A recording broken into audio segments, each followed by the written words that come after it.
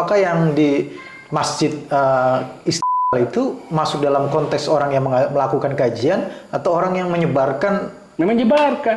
Ajaran-ajaran yang dikembangkan oleh Zionis Israel adalah suatu bentuk ancaman terhadap ketahanan nasional. Sepanjang dia bertentangan dengan Pancasila, maka sudah dapat dikenakan delik. MUI pusat membuat fatwa tentang haramnya melakukan kerjasama dengan organisasi yang didirikan oleh Israel maupun yang berafiliasi atau yang pro Israel. Haram. Kalau produknya aja haram, apalagi organisasinya. Ya.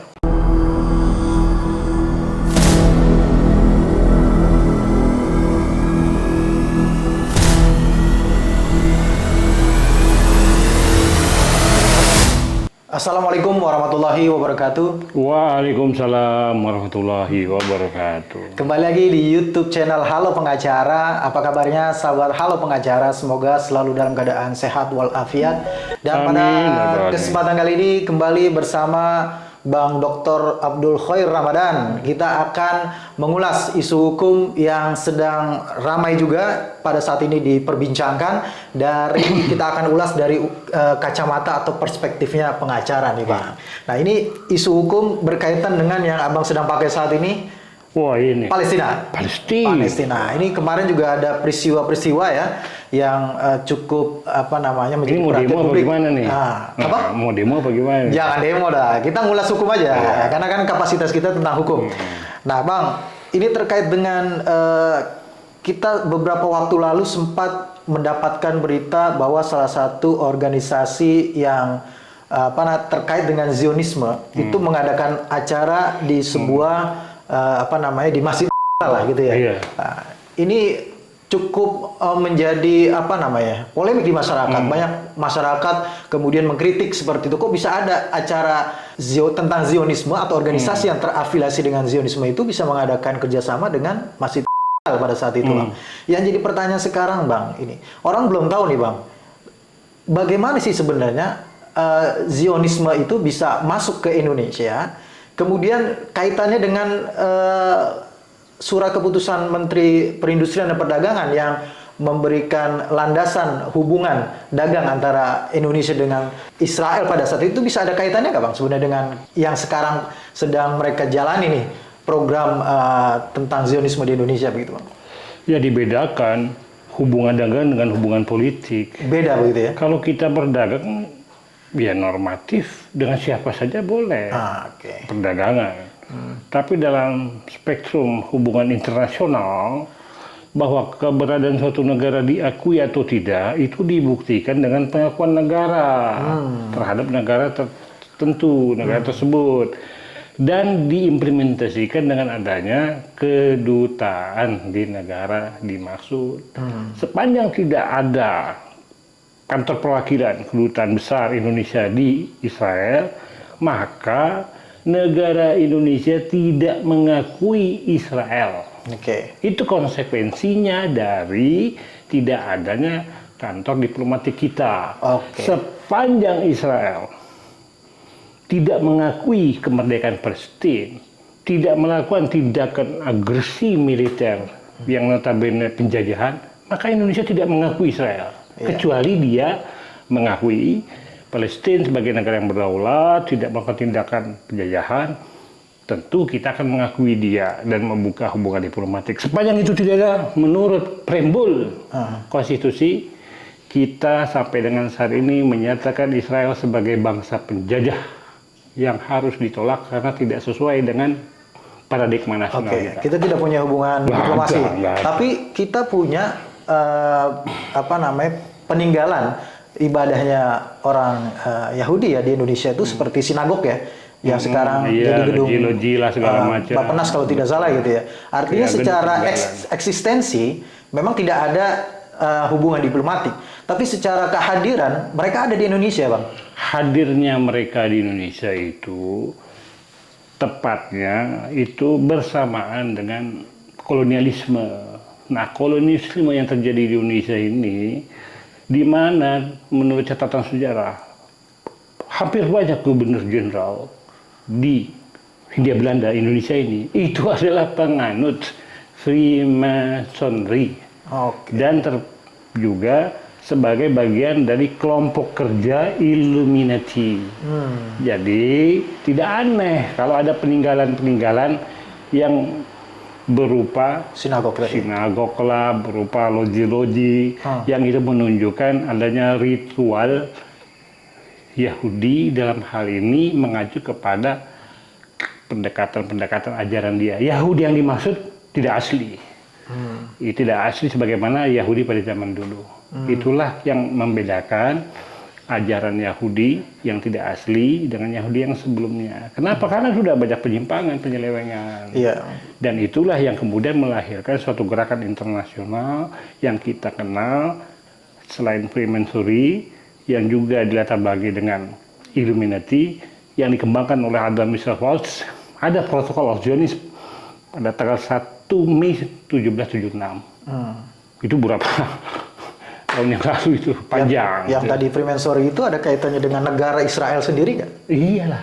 Gitu. Jadi Freemasonry ini kumpulan orang-orang cerdas di antara mereka sebagai bentuk kewajiban mereka untuk menguasai Palestina, kembalinya bangsa mereka merebut Yerusalem, karena diyakinilah itu suatu tempat yang berharga bagi mereka, sebagaimana keyakinan mereka untuk dijanjikan kembali ke Palestina. Penguasaan Yerusalem ini demikian penting bagi mereka untuk misi jangka panjang mereka sampai nanti akhir zaman. Sehingga konflik yang terjadi, konflik apapun, tidak lepas dari pengaruh Zionisme. Jatuhnya Ottoman Turki, siapa di belakangnya? Perang Dunia I, Perang Dunia II, terciptanya Holocaust, itu siapa yang membentuk? Catatan sejarah merekam ini adalah kerjaan daripada Freemasonry, Zionis. Padahal yang dibunuh demikian banyak oleh Hitler itu ya Yahudi, tapi sengaja itu dibunuh untuk mendapatkan perhatian dan kemudian meminta restitusi ganti kerugian. Dan pada akhirnya melalui perjanjian, melalui deklarasi Balfour, Inggris mengakui mereka sebagai negara yang berdaulat, didukung oleh Amerika. Dan pada saat ini terbukti Amerika dan Inggris penyokong utama daripada Zionis. Ini suatu hal yang demikian panjang ceritanya, tapi ada benang merahnya dari zaman kolonialisme dengan penguatan-penguatan paham ajaran yang bertentangan dengan Pancasila, tidak lain tidak bukan adalah Zionisme terkait dengan adanya para tokoh anak bangsa kita yang melakukan hubungan kerjasama. Iya, baik Bang. Abang bilang mengatakan bahwa datangnya Zionisme ke Indonesia melalui kolonialisme. Apakah mereka membonceng? Dia membonceng. Membonceng melalui perdagangan VOC atau nikah? Penjajahan melalui zaman kolonialisme, zaman gubernur jenderal, zamannya si Raffles, Denders. Apakah pemimpin-pemimpin itu juga ada yang menganut paham? Banyak yang terpengaruh. Dia bukan mengikuti tapi terpengaruh. Ya tidak etis kalau saya sebutkan di sini. Nanti menimbulkan polemik. Tapi pemimpin bangsa kita dan bahkan pendahulu-pendahulu yang terlibat pergerakan itu ada yang mengikuti paham itu, karena kepintaran intelektual itu yang dibangun oleh Zionis internasional sampai dengan saat ini memang mengacu dengan pendekatan akal. Oke, Bang. Tapi mendekatkan akal, menyimpangi nas. Iya. Nah, itu yang kita kenal dengan paham liberal. Kita kan punya undang-undang ormas ya, Bang, yang melarang paham-paham seperti komunisme, kemudian apa lagi kalau tidak salah ya? Marxisme. Leninisme dan Marxisme ya. Dan paham lain. Dan paham lainnya untuk kemudian bertentangan dengan Pancasila. Bertentangan dengan Pancasila begitu ya. Nah, kalau dalam kaitan dengan undang-undang ini, Bang, apakah Zionisme sebagai sebuah paham gitu ya, itu bertentangan dengan undang-undang ormas, Bang? Masuk nggak dikatakan sebagai itu, Bang? Begini dilihat. Undang-undang ormas itu yang sempat menimbulkan polemik dengan pembubaran HTI dengan Perpu dan terkait dengan pembubaran FPI. Nah sekarang itu undang-undang ormas itu ditampung, dimasukkan dalam pasal KUHP baru. pasal KUHP baru itu, Undang-Undang Nomor 1 ya, 2023, yang keberlakuannya nanti 3 tahun dari tanggal diundangkan, yaitu pada tanggal 2/2026. Ya. Itu jelas disebutkan, dimasukkan di pasal 188 dan 189. Oke, kita bacakan ya Bang ya pasalnya. Penjelasannya gini juga. Pasal 188 dan pasal 189 itu juga terkait dengan undang-undang sebelumnya. Undang-undang apa? Undang-undang tentang perubahan pasal-pasal dalam KUHP yang terkait dengan kepentingan negara sebagaimana diatur dalam Undang-Undang Nomor 7 tahun 1999. Jadi dalam pasal itu sudah ada 188 dan 189. Iya, di ormas itu kan larangan ya. Kalau ini masuk pidananya kan, jadi sama di sini kalau kita bacakan ini kan setiap orang pasal 188 ayat 1 setiap orang yang menyebarkan dan mengembangkan ajaran komunisme atau marxisme, leninisme atau paham lain yang bertentangan dengan Pancasila di muka umum dengan lisan atau tulisan termasuk menyebarkan atau mengembangkan melalui media apapun dipidana dengan pidana penjara paling lama 4 tahun. Ini berarti yang menyebarkan dan mengembangkan atau mengembangkan gitu ya. Jadi kalau di Undang-Undang Ormas itu tentang sanksinya berupa pencabutan ormasnya, nah kalau ini tentang unsur ancaman pidananya. Oke, ini bagi pribadi berarti, bagi persorangan di pasal 188 ini menyebarkan karena di sini bahasanya kan setiap orang ya, yang menyebarkan dan mengembangkan ajaran ya, yang bertentangan dengan Pancasila. Kemudian di pasal 189 dipidana dengan pidana penjara paling lama 10 tahun setiap orang yang mendirikan organisasi yang diketahui atau patut diduga menganut ajaran komunisme atau marxisme, leninisme atau paham lain dan seterusnya. Itu mengadakan hubungan atau memberikan bantuan kepada atau menerima bantuan dari organisasi yang dari dalam negeri maupun luar negeri yang sepatutnya diketahui menganut ajaran komunisme atau marxisme, leninisme yang bertentangan dengan Pancasila. Jadi begini, undang-undang KUHP pidana yang baru ini, pasal 188, 189, itu kan dilalui dengan frasa setiap orang. Nah, kalau bicara setiap orang itu bukan hanya orang, manusia secara alamiah, tapi juga korporasi badan hukum. Jadi pengertian setiap orang itu bisa orang pribadi, manusia ilmiah, bisa juga korporasi badan hukum. Nah, pada 188 KUHP itu menunjuk pada perbuatan. Tidak disebutkan di sini mens rea. Kesengajaan kesalahan tidak. Di ayat satunya itu tidak disebutkan. Hanya disebut bentuk aktualitas perbuatannya itu adalah menyebarkan atau mengembangkan suatu paham lain yang bertentangan dengan Pancasila. Kalau sebelumnya ajarannya disebutkan, ajaran komunis, Marxis, Leninisme. Tapi tambahannya atau paham lain yang bertentangan dengan Pancasila.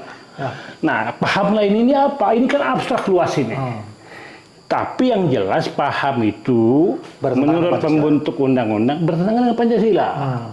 Ini terlepas pembuaran HTI dan FPI. Saya juga mengkritisi terhadap pembuaran itu karena tidak ada kejelasan paham lain itu apa. Tapi itu sudah menjadi produk hukum, sudah menjadi penetapan hukum, sudah ada putusannya, sudah ada pembubarannya. Berarti kekuatan norma pasal ini juga harus diterapkan kepada yang lainnya dong. Harus sama. Nah, sekarang permasalahannya adalah ormas-ormas yang didirikan oleh seseorang atau seseorang itu turut serta menyebarkan atau mengembangkan pribadi-pribadi suatu paham lain yang bertentangan dengan Pancasila.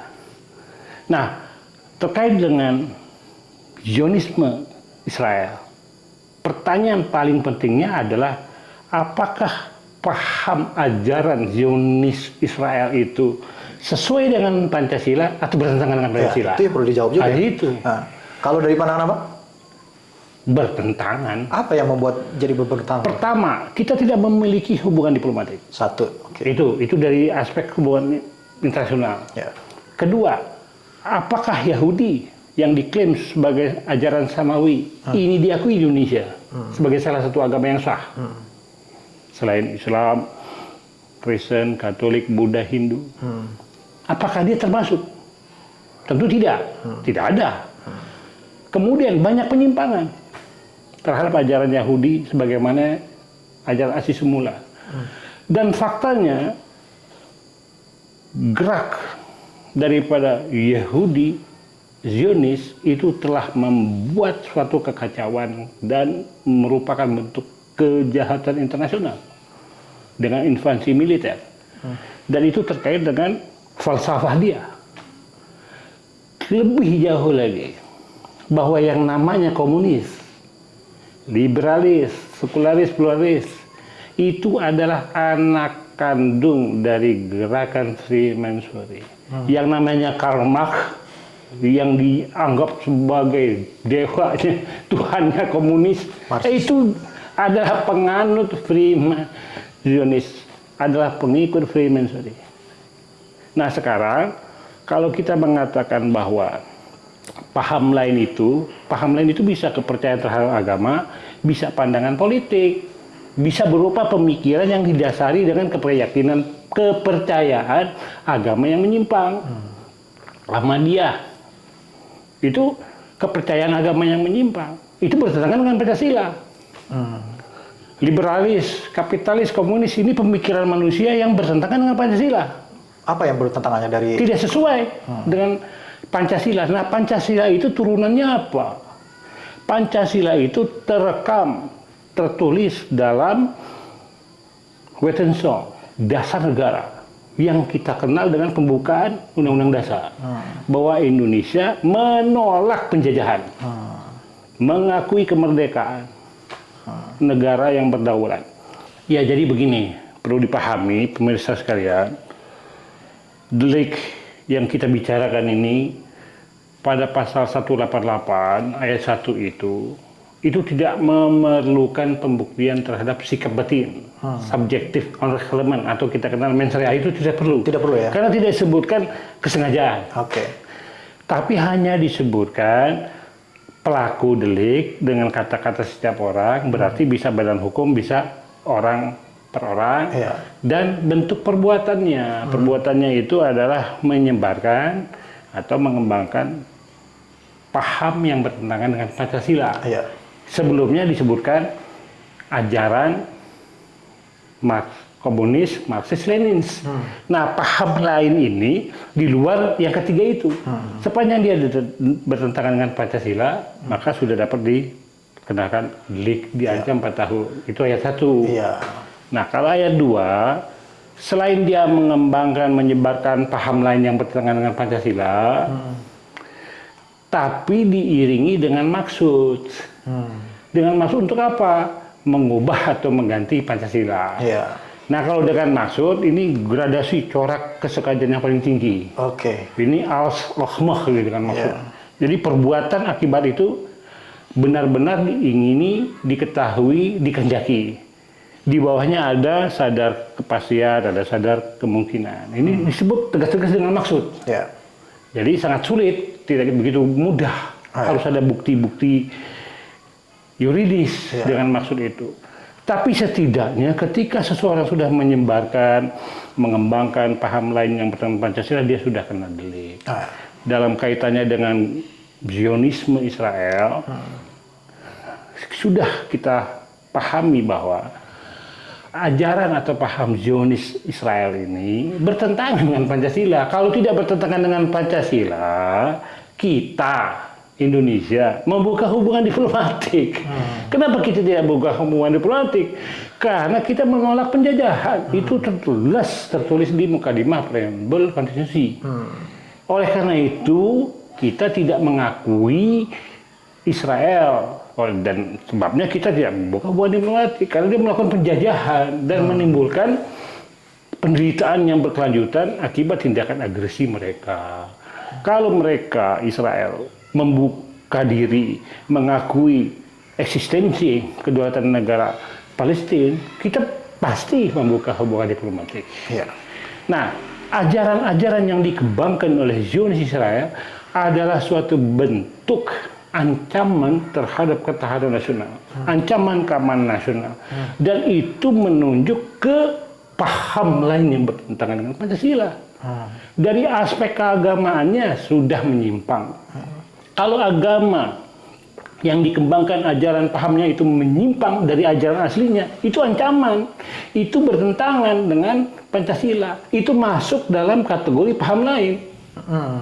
Ahmadiyah tidak diakui. Iya, paham lain itu ya. Paham lain. Komunis, Marxis, Leninisme itu paham lain. Iya. Walaupun dia tidak bercorak transendensial, tapi pemikiran manusia. Tapi pemikiran manusia itu adalah paham lain yang bertentangan dengan Pancasila. Begitupun dengan Zionis, Israel. Dia itu adalah dalam bentuk ajarannya, baik dari aspek religius maupun aspek politik, itu bertentangan. Siapa yang membenarkan tindakan Israel? Siapa yang membenarkan ideologi transnasional Israel? Saya belum sempat mendengar itu dari masyarakat Indonesia, terutama tokoh-tokohnya. Ada nggak yang membenarkan ideologi transnasional? Ya mungkin secara Zionis Israel itu ya. adalah benar sesuai dengan Pancasila. Kalau ada yang mengatakan itu, dia itu pasti antek-antek Israel. Oh gitu ya. Ada nggak yang mengatakan? Tidak ada. Sama juga kita mengatakan, atau jangan kita lah, ada orang yang mengatakan ideologi komunis benar, PKI tidak salah. Kalau dia mengatakan itu, berarti dia komunis. Ya, kena delik ya kan? Kena delik dia ya.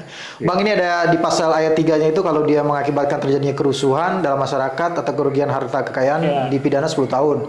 Kalau dia mengakibatkan luka berat, 12 tahun dipidana. Kalau dia mengakibatkan kematian, 15 tahun begitu Bang. Ini pemberat berarti Bang ya? Nah, itu ancamannya dalam bentuk akibat yang menunjuk kepada bentuk-bentuknya, ada kerusuhan, ada kematian, ada luka berat. Berarti akibat dia menyebarkan Ya, timbul kerusuhan. Kemudian ada satu kelompok bertikai, timbul kematian, ada luka berat. Ini itu pemberatannya. Oke, baik Bang. Kemudian tidak dipidana orang yang melakukan kajian terhadap ajaran komunisme, Leninisme atau paham lain yang bertentangan dengan. Benar. Saya meneliti tentang Zionisme. Saya bahkan meneliti, ini benar-benar meneliti nih bro nih. Iya. Deduktif juga, induktif juga, normatif juga, empiris juga. Karena Syiah yang saya maksudkan syairan. Karena kalau saya bicara Syiah banyak gini, saya menggunakan nomenklatur sendiri syairan, itu jadi disertasi. Tidak bakal mungkin saya dipidana, karena saya melakukan penelitian. Nah, hasil penelitian disertasi saya pada program doktor ilmu hukum di Universitas Surakarta, saya sebarkan. Dengan ceramah saya, dengan seminar, diskusi, dan saya menulis dalam bentuk buku. Itu hak saya. Karena berdasarkan penelitian, benar-benar penelitian, nggak ada masalah. Tapi kalau tidak dalam hal itu, dia merupakan aktor non-state sebagai kepanjangan tangan negara Israel yang mengembangkan, memasarkan, menyebarluaskan ajaran Zionis, ya dia salah. Nah itu pertanyaannya, apakah yang di Masjid Istiqlal itu masuk dalam konteks orang yang melakukan kajian atau orang yang menyebarkan? Menyebarkan. Kalau menyebarkan kan menyampaikan secara terbuka. Kalau mengembangkan tentu ada tahapannya pengembangan itu. Tapi kalau dia menyebarkan, itu udah termasuk delik karena tidak ada unsur kesengajaan. Oke Bang. Kita ke pasal 189 Bang. Di sini dipidana dengan pidana penjara paling lama 10 tahun setiap orang yang mendirikan organisasi yang diketahui atau patut diduga menganut ajaran komunisme, Marxisme, Leninisme atau paham lain yang bertentangan Pancasila. Yang kedua, mengadakan hubungan atau memberikan bantuan kepada atau menerima bantuan dari organisasi baik di dalam maupun di luar negeri yang sepatutnya diketahui menganut ajaran komunisme, Marxisme atau paham lain yang bertentangan dengan Pancasila. Ya. Pasal selanjutnya, pasal 189 itu menunjuk ke organisasi. Yang pertama itu mendirikan. Yang kedua, organisasi itu bekerja sama dengan organisasi di luar negeri. Keterhubungannya itu mengikat dan ada hubungan timbal balik, termasuk dalam hal ini pendanaan. Tapi diketahui atau patut diduga bahwa organisasi yang di luar sana itu adalah suatu bentuk organisasi yang menganut paham lain yang bertentangan dengan Pancasila. Selain itu, ada hubungan emosional yang demikian kuat. Nah, di sini kalau disebut patut menduga, patut diketahui, ini kan antara bentuk kesengajaan yang bercorak kepastian atau kemungkinan atau juga kulpa. Jadi antara dolus dengan kulpa ini tengah-tengahnya. Oke. Dia patut menduga atau patut mengakui. Nah ini bahasanya beda. Kalau seorang intelektual ya, yang mendirikan organisasi, bekerja sama dengan organisasi lain di luar negeri, padahal organisasi itu adalah organisasi yang merupakan terindikasi ajaran komunis, Marxis, Leninisme, atau paham lain bertentangan Pancasila, secara intelektualnya dia mestinya mengetahui itu. Itu bertentangan dengan Pancasila. Maka dia dipidana. Atau patut menduga tetap dengan penganalisaan. Namanya patut menduga. Harus dapat memperkirakan. Tapi kalau orang yang berkapasitas intelektual, tentu dia mampu menduga, mampu mengetahui. Yeah. Nah itu kan suatu hal yang sangat mudah untuk dikenali. Nah, dalam hal yang demikian itu, maka berlakulah ketentuan hukum dimaksud. Organisasi itu dapat, selain dibubarkan, dapat dipidana pengurusnya. Kenapa? Karena terkait dengan kepentingan bangsa kita. Adanya organisasi itu dengan hubungannya dengan organisasi lain di luar negeri yang memiliki paham bertentangan dengan Pancasila pasti akan melemahkan ketahanan nasional. Iya. Berdasarkan asas teritori Indonesia hukum pidana, bisa nggak yang tadi organisasi internasional itu kemudian karena dia menyebarkan paham yang bertentangan dengan organisasi luar tidak bisa dipidana dengan hukum kita, tapi organisasi yang didirikan di Indonesia ini. Kalau orangnya, orang luarnya tidak bisa, kecuali kita ada perjanjian dan nggak ada perjanjian. Berarti yang bekerja sama dengan organisasi itu. Orang kita dalam satu organisasi itu bekerja sama dengan organisasi asing. Orang kita dan organisasi dia itu di Indonesia itu dapat dipidana. Ya berarti undang-undang KUHP ini pasal 188 dan 189 ini apa namanya untuk orang Indonesia atau organisasi yang didirikan di Indonesia, begitu? Iya. Okay. Kalau organisasi sana tidak, seperti organisasi ini American Jewish Committee. Nah ini kan AJC ini berafiliasi dengan para tokoh kita. Kan banyak yang lagi viral. Sampai melibatkan juga tokoh yang kita hormati, pemimpin masjid besar di Indonesia. Ya sebut apa? Masjid. Nah ini organisasi ini, AJC ini salah satu organisasi di bawah payung besar organisasi internasional.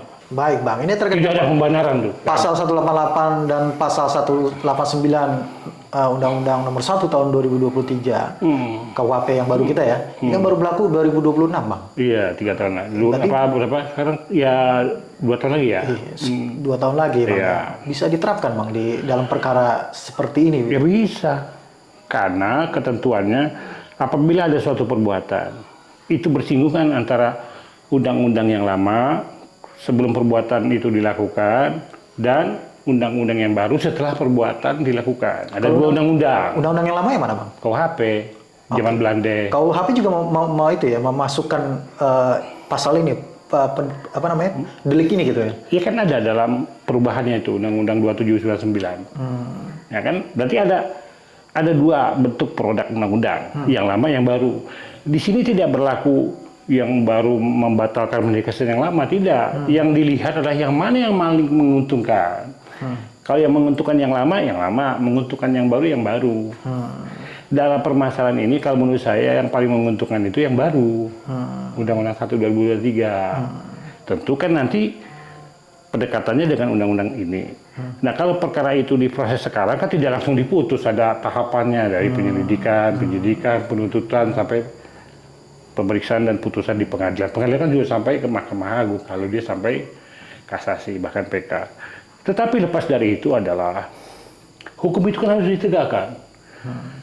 Kalau saja terhadap FPI, HTI digunakan pasal dalam Undang-Undang Ormas terkait dengan paham lain yang bertentangan dengan Pancasila, seharusnya juga itu dilakukan. Ya, saya mengkritisi ini. Saya bahkan menyatakan dengan kawan-kawannya, karena saya juga jadi ahli dalam sidang di MK terkait Perpu Ormas itu, saya menolak. Bagaimana ini paradigma berpikir pembentukan Perpu ketika paham lain ini sangat bias. Tidak ada rumusannya, berarti kan subjektivitas yang muncul. Cukup dengan SK, bubarlah organisasi. Nah, kalau demikian halnya, berarti kalau dikenakan norma itu kepada Ormas A, dikenakan kepada Ormas B, berarti kepada Ormas yang lain juga kena. Berarti kepada pihak yang lain juga kena. Tidak boleh di sini dikenakan, di sini tidak dikenakan.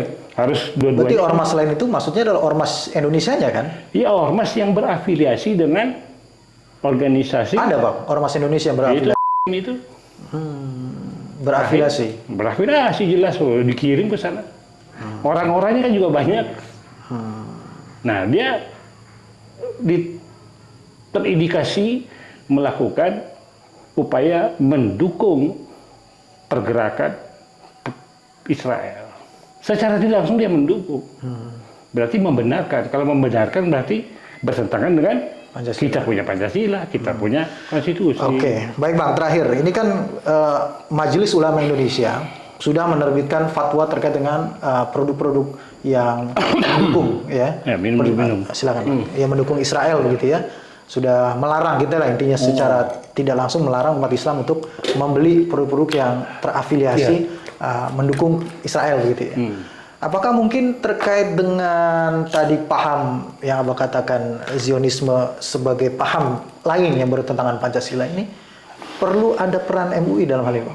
Ya, saya jelaskan dulu. Tadi saya sudah singgung. Pusat gerakan itu ada di Amerika. Ya. Bahkan James Vetas itu menyebutkan secara gamblang dalam bukunya itu bahwa pada tahun itu buku itu diterbitkan 2009. Itu ada 52 organisasi yang bernaung satu atap dengan satu organisasi pusat. Itu disebut dengan Conference of Residents of Major American Jewish Organization. Di bawahnya itu, di sampingnya itu demikian banyak. Nah, salah satunya adalah tadi itu American Jewish Committee. Nah, ini yang bermasalah. Dan inilah suatu ormas, organisasi Yahudi yang banyak merekrut anak-anak bangsa, yang akhirnya menimbulkan permasalahan. Permasalahan ini bagi saya permasalahan serius. Ini untuk jangka panjang. Karena perang sekarang bukan perang militer, bukan simetris, tapi adalah yang berbahaya itu perang di dalam kategori militer, asimetris. Perang apa itu? Perang pemikiran. Termasuk di sini mempengaruhi ideologi orang agar berpindah. Terkait juga dengan pemikiran orang tentang ekonomi, pemikiran orang tentang sosial budaya, yang pada akhirnya itu adalah melemahkan kita punya ketahanan nasional. Oleh karena tadi itu, pertanyaan saudara itu sangat relevan. Kenapa? Ketika Majelis Ulama Indonesia Pusat mengeluarkan fatwa tentang haramnya membeli atau menggunakan produk-produk yang diterbitkan, dijual oleh negara Israel ataupun negara-negara yang pro-Israel atau yang berafiliasi, hukumnya adalah haram. Itu sangat bagus. Sangat bagus, karena itu menumbuhkan keyakinan kita, menumbuhkan kita juga punya dasar negara yang menurut pembentuk negara ini, pembentuk konstitusi kita, bahwa kita menolak penjajahan. Oleh karena itu konsekuensinya kita juga menolak produk mereka. Iya. Tapi juga penting untuk dilakukan suatu langkah strategis MUI pusat membuat fatwa tentang haramnya melakukan kerjasama dengan organisasi yang didirikan oleh Israel maupun yang berafiliasi atau yang pro-Israel. Haram. Termasuk ini ya, yang menyebarkan paham? Termasuk kalau dia membuat organisasi, tapi organisasinya berhubungan dengan organisasi Zionis Israel atau organisasinya telah ada, kemudian berorganisasi, berhubungan dengan organisasi tersebut, atau orang per orang melakukan kerjasama dengan organisasi yang tadi saya sebut, maka itu haram. Kalau produknya aja haram, apalagi organisasinya. Ya. Karena organisasi ini bukan lagi bicara tentang satu hal, dia bicaranya itu tentang astagatra, itu tentang ideologi politik, ekonomi, pertahanan, keamanan. Itu yang merupakan suatu ancaman militer terhadap ketahanan nasional Indonesia, sehingga akan meluluhlantahkan kita punya trigatra. Apa itu trigatra? Demografi, SKA, sumber kekayaan alam. Nah, kalau pancagatranya saja sudah berubah, ideologinya sudah berubah, sistem ekonominya berubah, kondisi sosial budayanya tidak lagi budaya Indonesia, westernisasi dan lain segalanya. Ini akan menghancam kita punya trigatra. Oleh karena itu, saya sangat mendukung dan sangat-sangat mengharapkan bahwa perlu signifikansi adanya fatwa haramnya kerjasama dengan organisasi Israel maupun organisasi yang berafiliasi dengan Israel. Haram. Baik. Penting, signifikan, harus dilakukan demi kita punya negeri, keturunan kita dan masa depan. Ya. Bangsa dan negara. Iya dong. Dan sekaligus sebagai bentuk dukungan perwujudan kemerdekaan secara penuh terhadap Palestina. Kita memiliki suatu hal yang perlu dikembangkan, dalam hal ini terbitnya fatwa. Baik. Baik Bang, makasih banyak atas penjelasannya. Mudah-mudahan memberikan informasi dan juga pencerahan kepada masyarakat Indonesia, khususnya pemirsa Halo Pengacara Bang. Makasih. Assalamualaikum warahmatullahi wabarakatuh. Waalaikumsalam warahmatullahi wabarakatuh.